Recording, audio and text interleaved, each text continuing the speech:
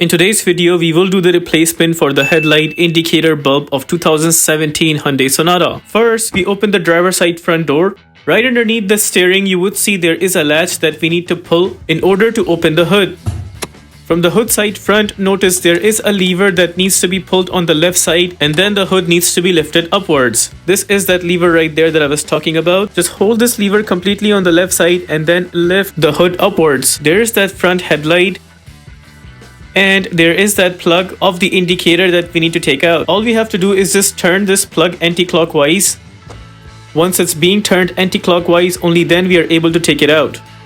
Now sometimes, in some cases, this bulb is very warm. So what you do is, you take a piece of cloth or a glove and then you turn the bulb anti-clockwise to take it out.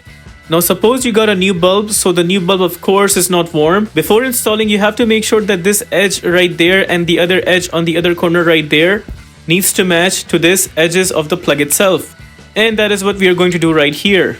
Once the bulb is completely in, now we press and hold the bulb and turn it clockwise. And notice the bulb is not coming out. Now we will go ahead and install the plug where it came from. We will keep spinning it clockwise until it completely goes in. Now we will turn it clockwise one more time so that it completely fits in firm and strong. There, it's installed and it's not coming out. With that, we are done with the replacement of the indicator bulb. If this video helps you in any way, please consider liking this video and subscribing to our channel.